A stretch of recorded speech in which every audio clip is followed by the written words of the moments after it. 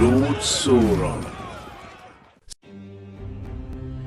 Seeking to capitalize on the momentum gained from the 1355 raid, King Edward III orders an immediate continuation of offensive operations right after Christmas.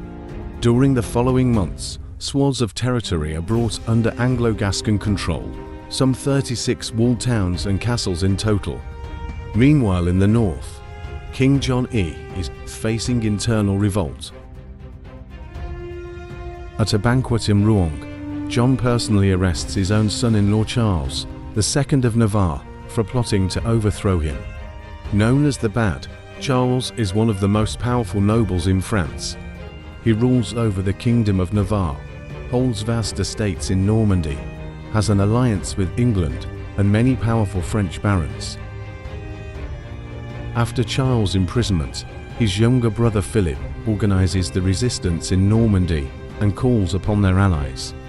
King Edward answers the call and diverts Duke Henry of Lancaster to Normandy with his newly formed raiding army, originally intended for operations in Brittany, a region under heavy English influence.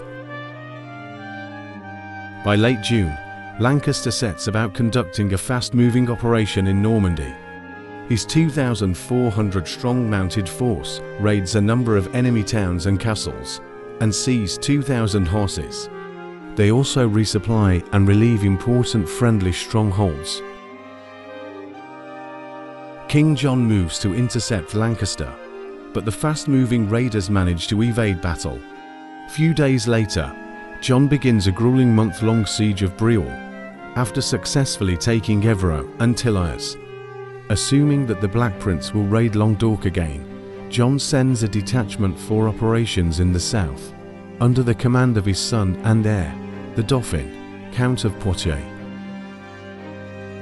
Meanwhile, the Black Prince receives reinforcements and leaves Bordeaux to join up with his army, 8,000 strong, assembling at La Rolle. He surprises the French king and starts marching northeast.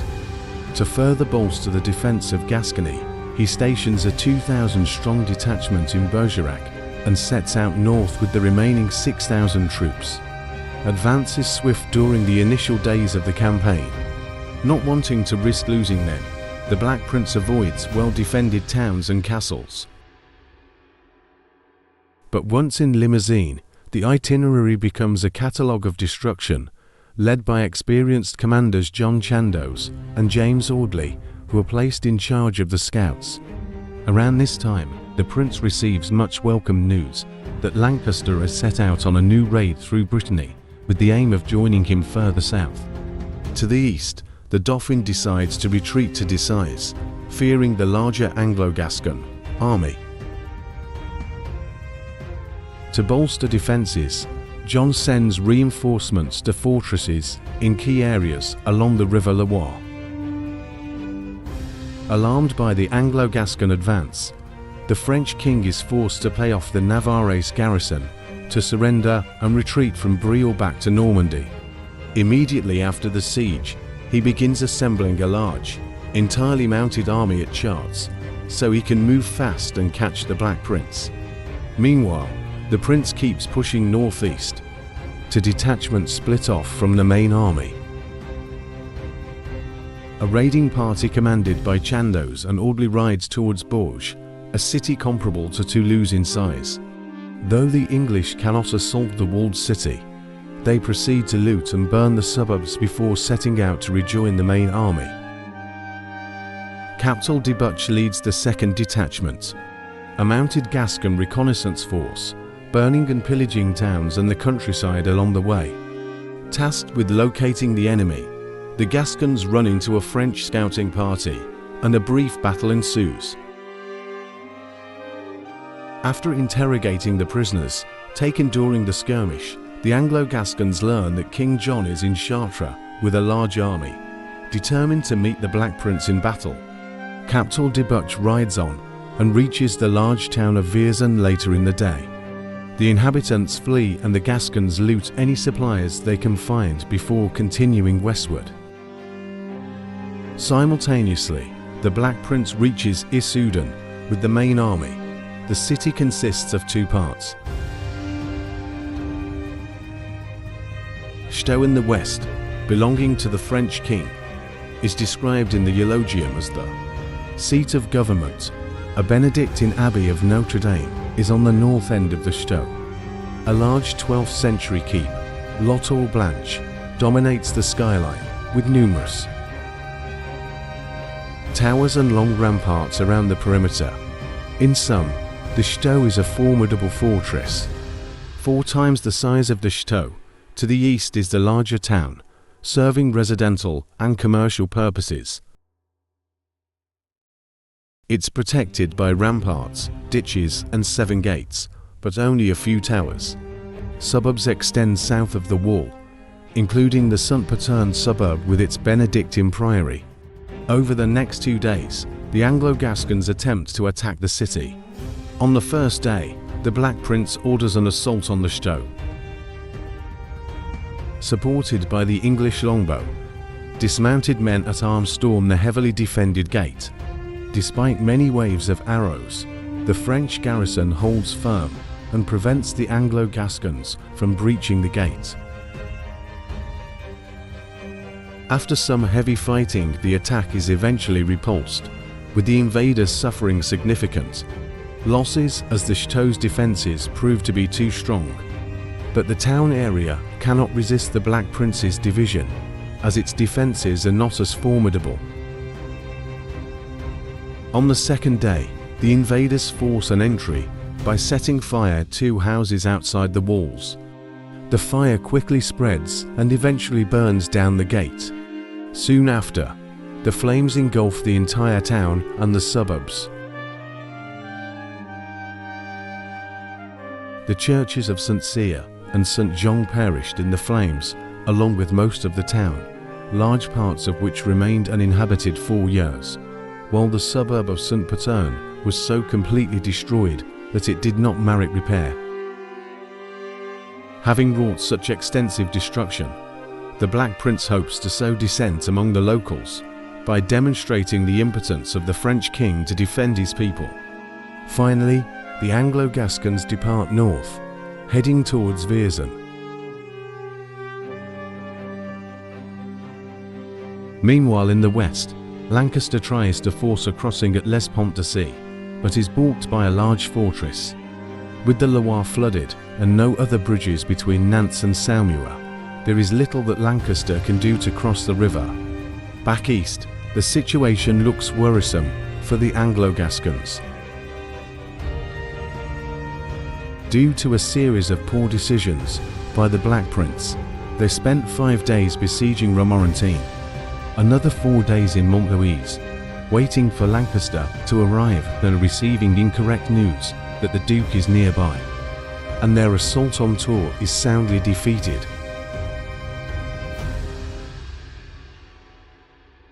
As a result, provisions are nearly depleted and precious time is wasted. With the noose now tightening, the Black Prince is outnumbered by almost 2 to 1. Fearing he will be encircled by French forces coming from Tours and Angers, he begins retreating south. The French king sets out along the Royal Road towards Poitiers and plans to cut off the Anglo-Gascon retreat. The Black Prince sends scouts in the hope of finding Lancaster's army, which he still believes is in the area. To the east, the Dauphin's contingent joins up with the main French army. The Black Prince encamps in Ctellera and waits for another 3 days.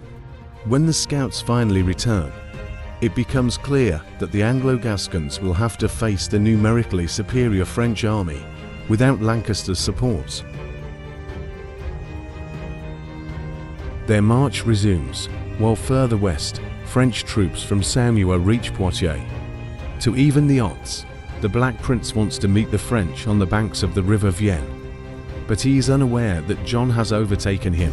Only after reaching the road to Poitiers does he realize that the French already passed in front of the Anglo-Gascon line of march and are heading west. Meanwhile, King John II is also unaware of the enemy's whereabouts. The invaders continue south through the forest. Gascon mounted troops split off from the main army, and attack parts of the French rearguard. They managed to capture the counts of Auxerre, Joigny and Jean d'Actillon. The Anglo-Gascons then regroups further south, while the French encamp nearby.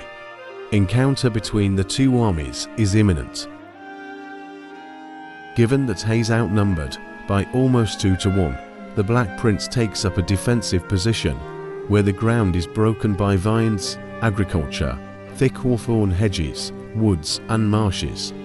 He orders most of his men-at-arms to dismount and line up along the hedges, with archers on either flank, a Gascon mounted reserve on his right flank, and a small mounted reserve in the centre. Trenches are dug up on the right flank, along with barricades made up of wooden carts from the baggage train. As the Anglo-Gascons are unlikely to attack first, John pauses to consider his options. Small number of his advisors, including Marshal Clermont, argue that the Anglo-Gascons should be starved into submission, given their difficult situation with provisions. King John likes this idea. However, most in his entourage accuse Clermont of cowardice for wishing to negotiate, namely the Bishop of Clombes, Marshal d'Audriam, Geoffroy de Charny and Earl Douglas. They urge John to use his superior army to crush the invaders as revenge for their raids on French soil. The king gives in to the pressure of his nobles and arrays his army for battle. He too orders most of his men-at-arms to dismount, as a cavalry charge through the vines and hedges would be nearly impossible, but he stations his elite heavily armoured cavalry on the flanks, supported by archers. John's plan is to break the Anglo-Gascon cohesion, with 2 cavalry charges on the flanks, closely followed by waves of infantry attacks along the entire line, using his numerical superiority to overwhelm the enemy. As the French prepare to execute the plan, Warwick's division and the baggage train start withdrawing towards the river. It's unclear if this was an organised retreat or a feint. Whatever the case, seeing the Anglo-Gascons retreating, Audrihem prematurely charges towards the enemy before the king's actual plan of attack could be launched, not even coordinating his cavalry charge with the supporting crossbowmen who cannot keep up the pace with the horses.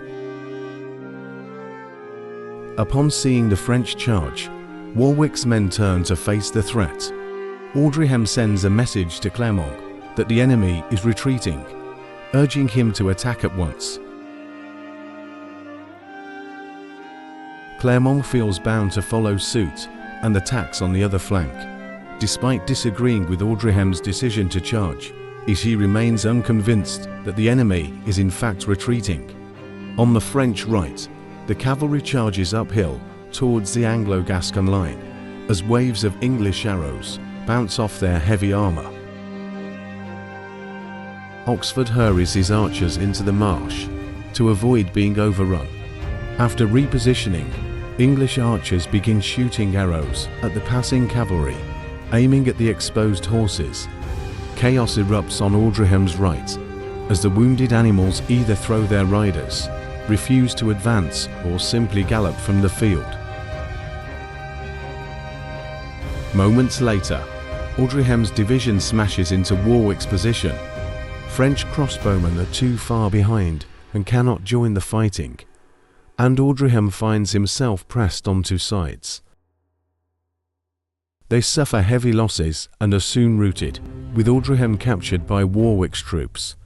Meanwhile, Clermont's attack is better coordinated as his men advance up the slope and, despite repeated volleys of arrows, they press the enemy hard, but are blocked in the hedge gaps by English and Gascon men-at-arms. French archers respond with volleys of their own, aimed at the English longbowmen over the mound. To help the troubled right flank, Suffolk leads reinforcements to support Salisbury, and the French charge begins to crumble as the Anglo-Gascons manage to stabilize the line. After suffering heavy losses, the French cavalry on the left retreats when Clermont is killed in the fighting. Meanwhile, the Dauphin charges the enemy, still unaware of the fate of the 2 cavalry charges. His slow-moving men at arms are struck down by arrows in large numbers, despite wearing heavy armor. His troops stretch to fill the gaps on the French left. Heavy fighting ensues in the cramped spaces among the hedges. During the fierce hand-to-hand combat, Duke of Bourbon is killed, and the Dauphin's own standard-bearer is captured. Seeing they are making no progress, the Dauphin's advisors sound the retreat. This creates confusion and, just as the Duke of Orleans closes in on the enemy, he also starts retreating, thinking that a general withdrawal is ordered. "For I will recover the day, or be taken, or slain," shouts the French king. He orders his division of elite fighters to attack. Many in the exhausted Anglo-Gascon line are dismayed upon seeing the French approaching. John directs the attack towards the Black Prince's banner. At that moment, the prince plays his ace card and sends the mounted Gascon reserve on a wide-flanking maneuver. Fierce melee fighting ensues as the fresh French troops inflict heavy losses on the Anglo-Gascons. John's crossbowmen rejoin the fight, while many English archers are by now running out of arrows. Gascon reserve rounds a small hill undetected, before appearing behind John's left flank, as Captal de Butch signals Orgli to charge with the remaining English cavalry on the opposite flank. The Black Prince has his standard-bearer signal a general advance by the infantry. As the last arrows are shot, unarmored English archers throw down their bows and join the melee. Vastly outnumbered, John's division is now pushed towards an open area. The French king stubbornly fights on, alongside his bravest men, but, showered by Oxford's archers, their formation eventually breaks. The invaders capture the sacred Oriflamme banner, and the French resistance collapses. Standing with a dwindling group of survivors, King John II is surrounded and captured. Thanks for watching the whole video. Click like, subscribe to receive our latest videos. Thank you.